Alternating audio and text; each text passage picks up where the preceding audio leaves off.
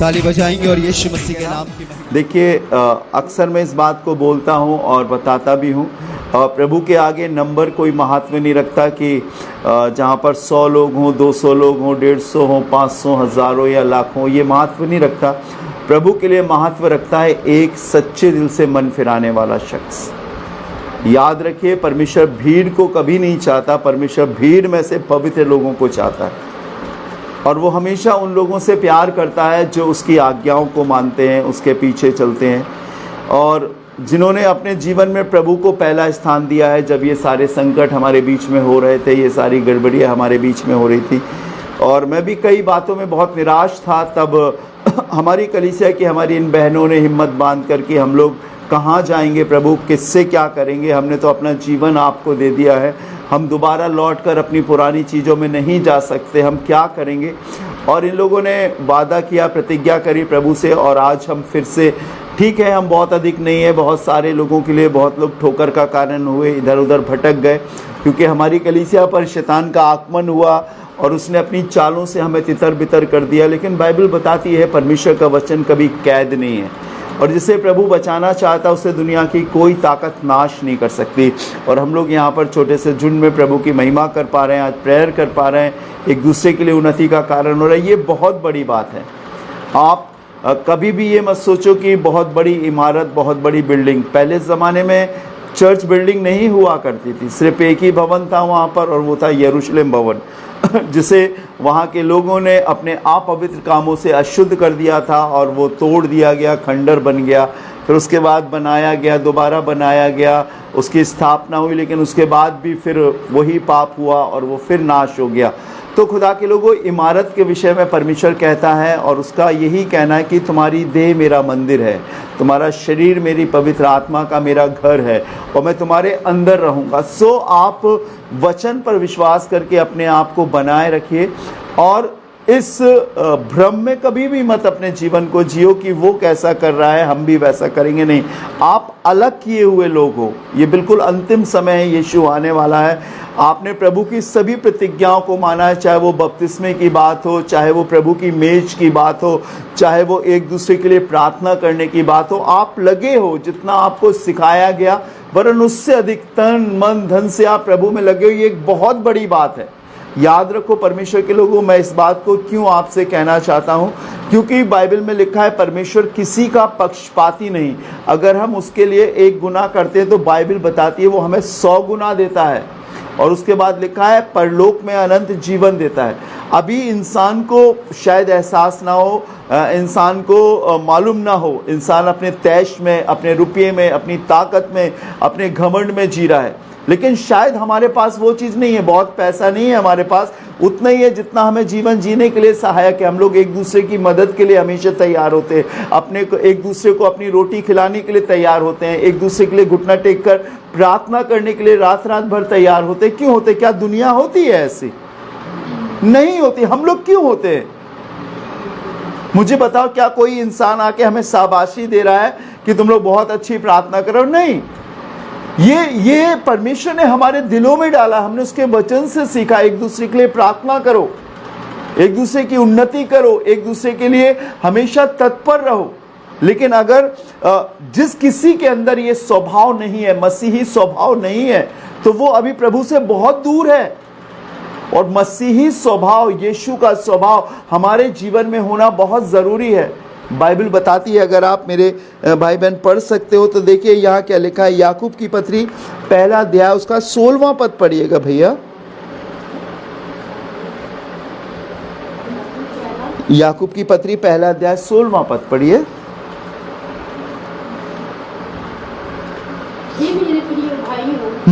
धोखा ना खाओ। लिखा है, हे मेरे प्रिय भाइयों, क्या ना खाओ? धोखा ना खाओ। आपको मालूम है बहुत सारे लोग आज धोखे की जिंदगी में जी रहे हैं। हमें धोखा नहीं खाना है। ऊपर से वो बहुत अच्छे नजर आ रहे हैं, इतना अच्छी तरीके से हालेलुया, इतनी अच्छी तरीके से प्रेज द लॉर्ड, इतनी अच्छी तरीके से गाने गाते हैं। हम लोगों की तो कोई आवाज भी नहीं है, एक तान उधर जाती, एक तान उधर जाती, एक सुर उधर जाता, लेकिन गाना गाते हैं प्रभु की महिमा में। गाते कि नहीं गाते? लेकिन कई लोग ऐसे हैं जो माइक पकड़ते ही हालेलुया बोलेंगे, चर्चेस में, पुलपिट में, सब जगह पर शैतान उनके अंदर होकर इतना छाया हुआ है कि आप पता ही नहीं कर पाओगे कि हालेलुया बोलने वाले के अंदर भी शैतान बैठा हुआ है। क्योंकि शैतान का स्वभाव उनके अंदर आ गया, और वो ऐसा लिखा है बाइबल में, वो ज्योतिर्मय स्वर्गदूत की मानिंद तुम्हारे बीच में आता है। आपको थोड़े पता पड़ेगा, क्योंकि आप तो वो वर्ड देख रहे हो ना, अरे ये हालेलुया, जय मसीह की, प्रेज द लॉर्ड, गाने की आवाज, सुरताल, रिदम, ये देख रहे हो ना आप। लेकिन जब आप प्रभु की संगति में आओगे, एक पवित्र संगति में, तब आप पहचानने पाओगे। बुआ जी, मैं आपको एक बोरी गेहूं में एक बोरी चीनी मिला के दे दूं और कहूं वो उधर अंधेरे में बैठकर आप साफ करो, तो कर लोगी। लेकिन अगर मैं आपको दूं और कहूंगा बुआ यहां लाइट जल रही, यहां बैठ के अलग अलग करो, तो आप छांट लोगे। कैसे छांट पाओगे? जब आप रोशनी में आओगे, जब आप ज्योति में आओगे। समझ रहे हो ना आप? जब आप ज्योति में आओगे तब आप समझने पाओगे कि हां, कि कौन सी चीज मुझे निकालनी है और कौन सी चीज मुझे रखनी है। आज सिखाने वाले, बोलने वाले, सीखने वाले सब अंधेरे में जी रहे। बाइबल बताती है, हे मेरे प्रिय भाइयों, धोखा ना खाओ। एक और आयत पढ़ाऊं आपको, बहुत सुंदर सी है, परमेश्वर के वचन की है, जो आपको मिलेगी। पढ़िएगा, पहला कुरिन्थियों उसका 6वां अध्याय, उसका 9वां पद पढ़िए। पहला कुरिन्थियों 6वां अध्याय, उसका 9वां। क्या तुम नहीं जानते? ये मेरे और आपसे बात कर रहे हैं। ये जो खत है कुरिन्थियों की कलीसिया के नाम है। हम भी एक कलीसिया हैं, प्रार्थना भवन कलीसिया हैं, और मेरे और आपके सीखने के लिए प्रभु का वचन है। हाँ सुनिएगा बहन, पढ़ो। क्या तुम नहीं जानते? क्या तुम नहीं जानते कि अन्यायी लोग परमेश्वर के राज के वारिस ना होंगे? कि अन्यायी लोग परमेश्वर के राज के वारिस ना होंगे। अन्याय, जो अन्याय करता है, सत्य को झूठ में बदल देता है और झूठ से अपना फायदा कमाता है। समझ रहे? अन्यायी, जो सही न्याय नहीं करते, जिनके पास कोई अभिषेक नहीं है, किसको कहां खड़ा होना चाहिए, किसको कहां खड़ा होना चाहिए, किसका जीवन कैसा हो, वो अपने बेटे, अपनी बेटी, अपने दामाद, अपने रिश्तेदारों को आगे बढ़ाते हैं। लेकिन जो सच में प्रभु के लोग हैं, उन्हें नहीं आगे बढ़ाते हैं। क्या लिखा है बहन? पढ़िएगा। क्या तुम नहीं जानते कि अन्यायी लोग परमेश्वर के राज के वारिस ना होंगे? आगे, धोखा ना खाओ। धोखा ना खाओ। अब क्या लिखा है? धोखा ना खाओ। समझ ना, बहुत सारी चीजें आप खा रहे हो, अभी खाना खा रहे हो, रोटी चावल दाल खा रहे हो, खाती हो ना बुआ जी, जो हमारे शरीर को तंदुरुस्त करती है। नहीं खाओगे तो दुबले हो जाओगे। बस ये एक चीज है जिसे बोलते हैं धोखा। ऊपर से बहुत अच्छा लगता है, बहुत लुभावना लगता है, ऐसा लगता है कि जिसमें हम सत्य को पकड़े हुए हैं। अब आप रोशनी में आ रहे हो, अब आपको पता चलेगा, आप पहचानोगे क्या सही है क्या गलत है। हकीकत में मसीही या यीशु मसीह के स्वभाव के अनुसार जीने वाला शख्स कौन है? क्या लिखा है बहन? धोखा ना खाओ, ना वैश्यागामी, ना मूर्ति पूजक, ना पर स्त्रीगामी, ना लुच्चे, ना पुरुषगामी, ना चोर, ना लोभी, ना पियक्कड़, ना गाली देने वाले, ना अंधेर करने वाले परमेश्वर के राज के वारिस ना होंगे। समझ रहे ना आप? अगर आप इस बात को सोच रहे हैं, जो मुंह से बार बार प्रभु का नाम जप रहा है, लेकिन उसका संसारिक जीवन एक गुनाह से भरा हुआ जीवन है, तो याद रखो, बाइबल स्पष्ट बोलती है वो परमेश्वर के राज के अधिकारी नहीं होंगे। हाँ, गलती सब इंसान से हो सकती है, और खुदावंद यीशु मसीह के लिए लिखा है कि वो दया का सागर है, अनुग्रहकारी है। हम पर उसके द्वारा अनुग्रह पर अनुग्रह हुआ है। लेकिन बात गलती करने की नहीं है, बात प्रभु में आने के बाद लगातार गलती करने की है। अगर मालूम हो गया कि ये चीज ठीक नहीं है, बेटा इसे मत करो, ये मत बोलो, ये ठीक नहीं है, तो आप जब तक बोलने वाले के सामने रहोगे आप नहीं बोलोगे, लेकिन जैसे ही बोलने वाला हटेगा आप बोलने लगोगे। आप बाइबल पढ़ रहे हो, लोगों को प्रचार कर रहे हो, लोगों को सुना रहे हो, माइक लेके हालेलुया हालेलुया हाथ उठा के तमाम बातें बोल रहे हो, लेकिन अगर आपके जीवन में स्वयं वो गंदगी है, स्वयं वो पाप है, तो याद रखो लूसीफर बहुत दिन तक परमेश्वर के सिंहासन के पास नहीं खड़ा रहा, एक दिन वो गिरा दिया गया। ये दिखावटी, ये बनावटी जीवन बहुत दिन तक परमेश्वर के सामने नहीं रहेगा। याद रखो कुछ एक ऐसे पाप है जो इंसान करता है लेकिन उसे नहीं मालूम है, नहीं मालूम होता है, जिसमें सबसे पहला और बड़ा पाप है घमंड। घमंड करने वाले इंसान को कभी नहीं मालूम चलता कि वो घमंड कर रहा है। मालूम है आपको, उसे कभी नहीं मालूम चलता कि वो घमंड कर रहा है। वो बोलता रहेगा मैं घमंड नहीं करता हूं।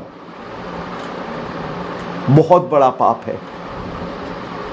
बाइबल में लिखा है, बहन यहां पर निशान लगाइए, आप पढ़िए, देखिए रोमियो की पत्री पहला अध्याय और उसका 23वां पद पढ़िए। रोमियो की पत्री पहला अध्याय और 22-23वां पद पढ़िए। किसी को मिल गया? अपने आप को बुद्धिमान जताकर, देखिए क्या लिखा है, वे अपने आप को बुद्धिमान जताकर मूर्ख बन गए। वो ये सोच रहे कि यहां सब कुछ चलता है, मुझसे अच्छा कोई नहीं। लूसीफर भी यही बाइबल में लिखा है, परमेश्वर ने उसे बड़ा सुंदर बनाया था, बड़ी अच्छी आवाज दी थी। गाने वालों से सावधान रहना, बजाने वालों से सावधान रहना। ये जो बेस बजाते हैं, ये जो डब बजाते हैं, ये जो बड़े धूम धड़ाके से कमर मटकाते हैं, बहुत सावधान रहना। समझ रहे हो ना? बाइबल क्या बोलती है बहन, पढ़िएगा। वे अपने आप को बुद्धिमान जताकर मूर्ख बन बैठे। अगर 4 लोगों ने ताली बजा दी, 100 लोगों ने ताली बजा दी, तो वो सोच लगे कि मैं बहुत अच्छा हूं। अगर किसी ने माइक पे खड़े होकर तारीफ कर दी तो वो सोच लगे मैं बहुत अच्छा हूं। नहीं, बाइबल में लिखा हकीकत में वो सबसे बड़ा है जिसकी तारीफ परमेश्वर करे, जिसे परमेश्वर आगे बढ़ाए। जब सैमुएल यिशै के घर में गया, उसके 7 भाई थे। परमेश्वर ने किसे चुना था? किसे चुना था? दाऊद को, जिसको उसके भाइयों ने, उसके पिता ने इग्नोर कर दिया था। छोटा था, भेड़ बकरी चराता था। और इसीलिए बाइबल में लिखा है, यदि तुम मेरा आदर करोगे तो मैं तुम्हारा आदर करूंगा। लिखा है वो अपने आप को बुद्धिमान जताकर। वो स्थान जहां पर खुदा के दास पवित्र लोग खड़े होते हैं बहुत पवित्र होता है। हम खेल नहीं सकते परमेश्वर की प्रतिज्ञाओं से।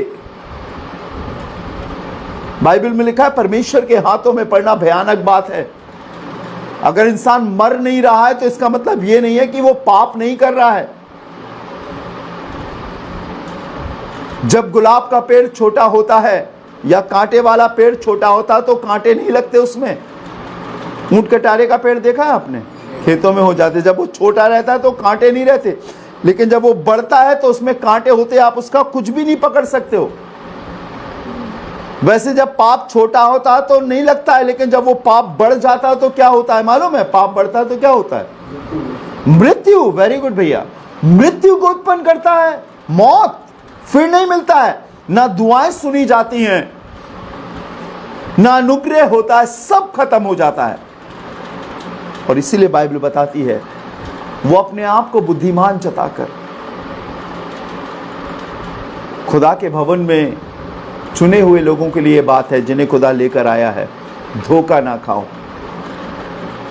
पढ़िएगा बहन आगे। वे अपने आप को बुद्धिमान जताकर मूर्ख बन गए और अविनाशी परमेश्वर की महिमा को नाशमान मनुष्य और पक्षियों और रेंगने वाले जंतुओं की मूरत के समानता में अभी मुझे एक बात जवाब दीजिए आप, क्या आप किसी परमेश्वर को बना सकते हो क्या? नहीं बना। बल्कि परमेश्वर ने हमें बनाया। क्या हम अपनी बनाई हुई आकृति को परमेश्वर मान सकते हैं? नहीं। उसने हमें बनाया और बाइबल यही स्पष्ट बताती है कि वो अपने आप को बुद्धिमान जताकर मूर्ख बन गए।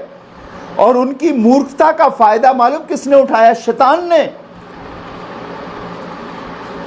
और तमाम प्रकार से वो उनके जीवन को प्रभावित करने लगा। वो तो कह रहे कि हम सही हैं, हम अच्छे हैं। एक दिन की बात है, बड़े बाजार से होकर मैं गुजर रहा था और एक घर से बड़ी हो की आवाज आ रही थी। मैंने अपनी गाड़ी को रोका और मैंने यूं देखा तो मुझे वहीं पास में मेरे चर्च की एक बहन दिखी। मैंने उनसे पूछा, दीदी आप यहां क्यों खड़े हो? कह रहे भैया रुको रुको रुको रुको। मैंने कहा क्या हो गया? कह रहे यहां पे देवी आई है, माता आई है। मैंने कहा ये क्या होता है? मुझे नहीं मालूम था। और वो मैं गाड़ी रोक के मैंने कहा देखूं क्या है, तो मैंने देखा वहां बहुत सारी भीड़ लगी हुई है और एक बड़ा सा थाल रखा है, एक बाल्टी रखी हुई है प्लास्टिक की, उसमें दूध है, केले हैं, फल है। और एक काली सी स्त्री अपने बालों को यूं करके लंबी सी लाल सी जीभ निकाले और है कर रही है। और वो बता रही है लोगों को, तुम्हारे घर में ये है, तुम्हारे घर में ये है, तुम्हारे घर में ये है। मुझसे वो दीदी कहती कि भैया आपको कुछ पूछना हो तो पूछ लो। मैंने बोला मैं जिससे पूछता हूं वो मुझे सच सच बताता, मुझे दुनिया से पूछने की जरूरत नहीं है, मेरा प्रभु मेरे साथ है। और आपको विश्वास नहीं होगा, उस बहन का उस परिवार से संबंध था। ठीक 3 महीने बाद वो बहन मुझे फिर मिलती है और मुझसे बोलती है भैया हमें उसी घर में प्रार्थना करने के लिए चलना। मैंने कहा क्यों, क्या हो गया? कहने लगे वो जिनके ऊपर वो आती थी उसकी हालत बहुत खराब हो गई है। मैंने कहा क्या हो गया?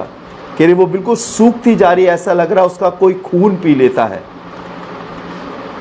मैं उस बहन की बात मानकर उस घर में प्रार्थना करने के लिए गया और जैसे ही मैं उस घर में दाखिल हुआ मुझे आभास हुआ कि यहाँ पे बहुत बड़ी शैतानी आत्मा है।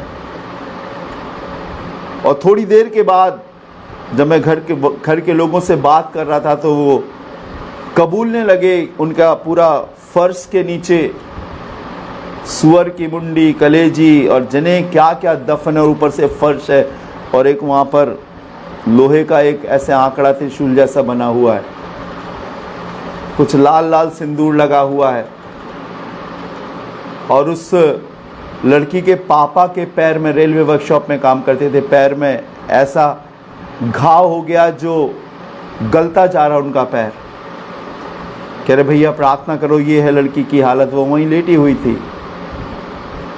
मैं ये बात इसलिए आपको बताना चाहता हूँ, परमेश्वर के लोगों, बाइबल बताती है वो अपने आप को बुद्धिमान जताकर मूर्ख बन बैठे। परमेश्वर को किसी की ज़रूरत नहीं है, परमेश्वर को आपकी ज़रूरत है।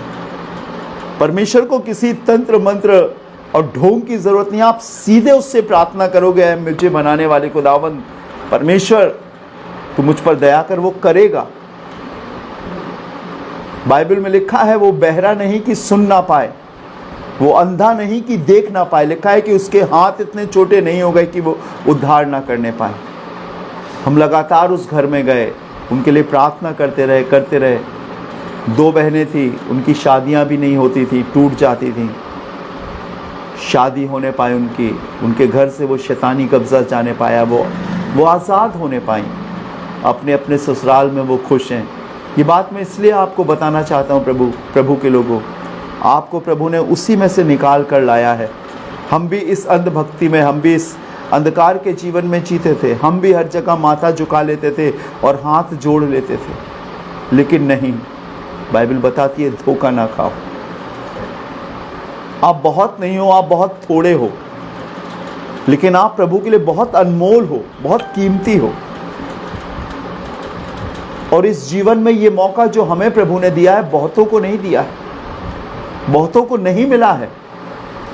लेकिन हमें इस समय का फायदा उठाना, अपने एक एक पल को पवित्रता से आगे बढ़ाना, ना बड़बड़ाना, ना कुड़कुड़ाना, ना चिंता करना। प्रभु जो तूने दिया है तेरा धन्यवाद हो। जैसे इंसान सुबह से लेकर शाम तक बाहर जाता और घर में लौटता है तो नहाता धोता मुंह हाथ धोता साफ होता, वैसे ही जब आपकी शाम आ जाए आप कहो प्रभु मुझसे जो गलती हो गई है मुझे माफ कर दो। अगर आज की रात आप आते हो प्रभु तो मैं आप में जीवित उठाया जा सकूं। मैं मनुष्य हूं प्रभु, इस मिट्टी में बना हूं और संसारिक लोगों के बीच में रहता हूं। हो सकता है मेरे अंदर बहुत से गुनाह पाप आ गए हों, लेकिन प्रभु मैं यहां नहीं रहना चाहता। जिस दिन तू आए मुझे लेकर जाए।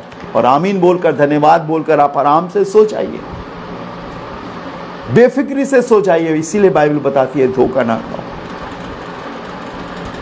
हमें बहुत सावधानी से आगे बढ़ना। एक आयत और पढ़ दीजिएगा बहन, ये वाली आयत मुझे बहुत अच्छी लगती है जो आपको मिलेगी गलतियों की किताब में है, शायद 6वां अध्याय उसका 7वां पद। गलतियंस चैप्टर 6 वर्स 7, 6वां अध्याय 7वां पद। फिर हम लोग प्रार्थना करेंगे। पढ़े बेटा मनु,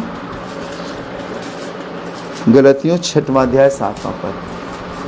धोखा ना खाओ। हाँ, क्या लिखा है? धोखा ना खाओ,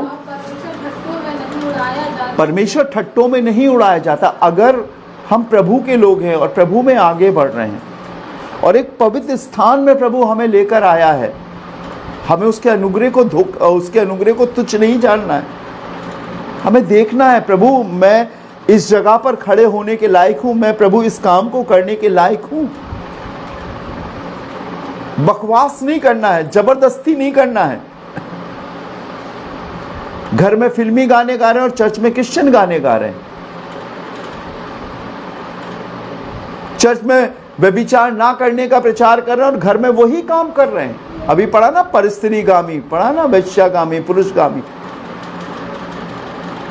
क्या क्या जीवन होगा उनका।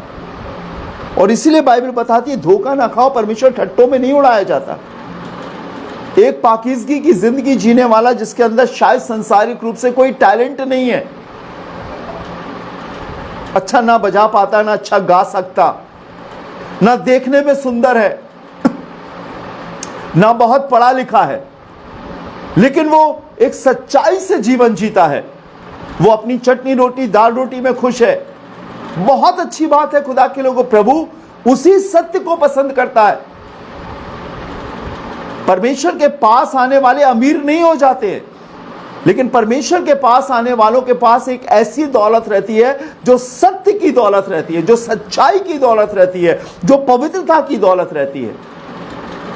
वो झूठ बोलकर, रिश्वत खाकर, वो लोगों को भ्रमित करके, लोगों को डराकर घबराकर वो अपने जीवन को नहीं जीते। वो अनुग्रह से भरी परमेश्वर की जिंदगी जीते हैं। हालेलुया। लिखा है धोखा ना खाओ, परमेश्वर ठट्टों में। अगर हम खुदा के लोग हैं, हमारी एक ही जिंदगी होना चाहिए, प्रोफेशनल और पर्सनल जिंदगी नहीं, हमारी एक ही जिंदगी होना चाहिए। जो घर में वही हमारी खुदा के घर में, वही हमारी दुनिया में। हालेलुया। आगे पढ़िएगा, धोखा ना खाओ, परमेश्वर ठट्टों में नहीं उड़ाया जाता, क्योंकि मनुष्य जो कुछ बोता है वही काटेगा। हाँ, निकलेगा वो। साहब, इतना चेहरा देखकर किसी की धार्मिकता और किसी की अधार्मिकता का पता नहीं चलता। इतना चेहरा इंसान सजा लेता है, इतना हिस्सा इंसान कुछ समय के लिए सजा लेता है। आप खूब अच्छी तरीके से ब्यूटी पार्लर में तैयार हो, जब बाहर निकलो पानी की 2 बूंदे गिर जाए, सब बह जाएगा।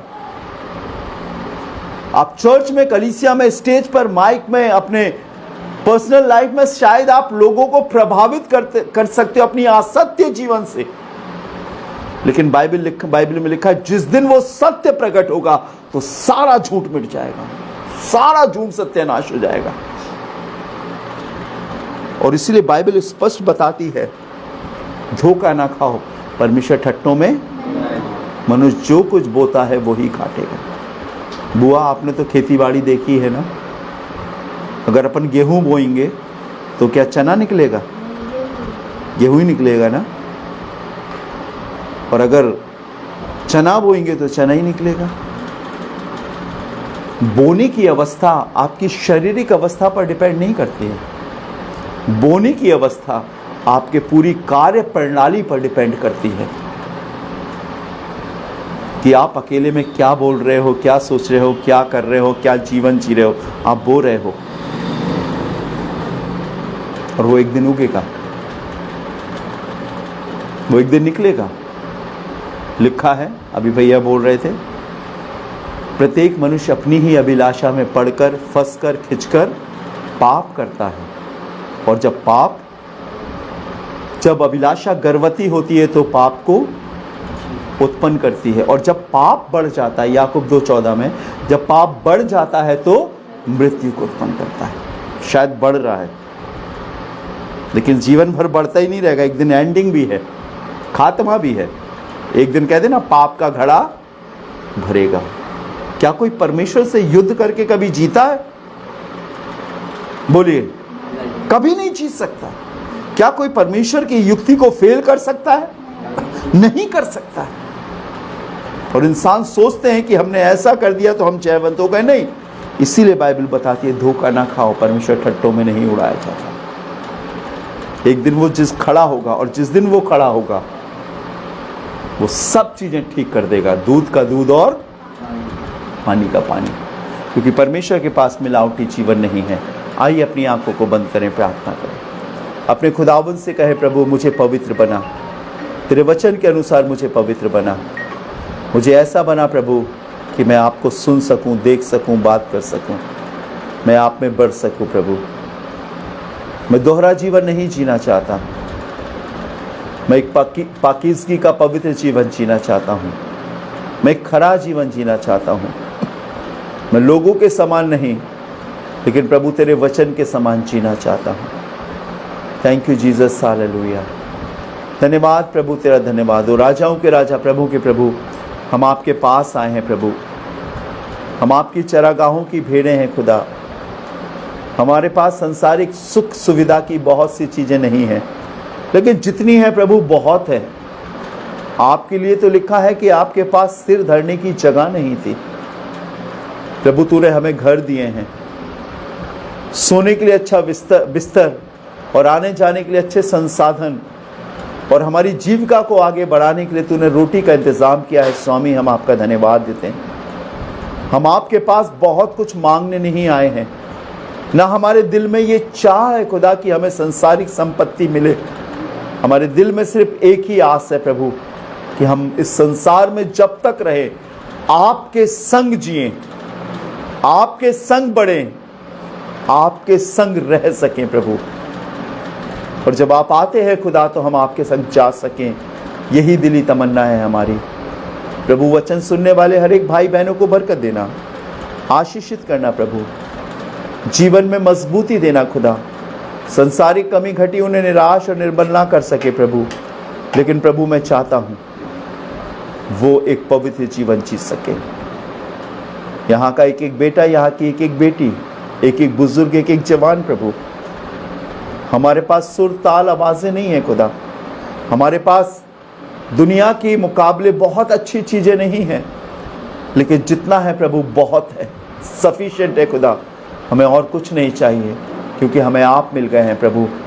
हमें वो सबसे असीम दौलत मिल गई है प्रभु, जो इंसान को नज़र नहीं आती, लेकिन प्रभु हमें एहसास होता है। हम उस यीशु को नहीं खोना चाहते, हम उस यीशु को अपने जीवन से नहीं हटाना चाहते। प्रभु हम पर अनुग्रह कर, हर सुनने वाले भाई बहनों को बरकत दे प्रभु जी, और विश्वास में आगे बढ़ा। जब ये संसार में रहकर अंधकार की सामर्थ्य से युद्ध करते हैं प्रभु, इन्हें जयवंत कर, इन्हें अच्छी तंदुरुस्ती दे प्रभु। बीमारी कमजोरियों को दूर कर प्रभु, दुर्बलताओं को दूर कर प्रभु जी। इनमें से अगर कोई बीमार है, कमजोर है, तो यीशु इसी समय हाथ बढ़ाकर उसे छू ले और चंगा कर प्रभु। आपने कहा एक दूसरे के लिए प्रार्थना करो कि तुम चंगे हो जाओ प्रभु। मैं प्रार्थना करता हूँ प्रत्येक उन लोगों के लिए प्रभु जो इस आवाज़ को सोशल मीडिया के माध्यम से सुन रहे हैं प्रभु, इसी समय अपने हाथ बढ़ाकर उन्हें छू ले प्रभु जी।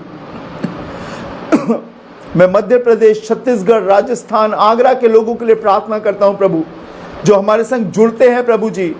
यीशु नासरी उन्हें छूकर शिफा बख्श, उनकी बीमारियां, उनकी कमजोरियां आपके नाम से दूर होने पाए। यीशु का नाम उनके लिए चंगाई का कारण हो सके प्रभु। जो किसी घटी में गुजारा कर रहे हैं प्रभु, किसी कर्जे में है खुदा, उनके कर्जे को अदा होने की ताकत दे प्रभु। हर प्रकार का लालच, अभिलाषा उनके मन से दूर रहे। जो कुछ आपने तैयार किया वो उससे हासिल करना सीखें।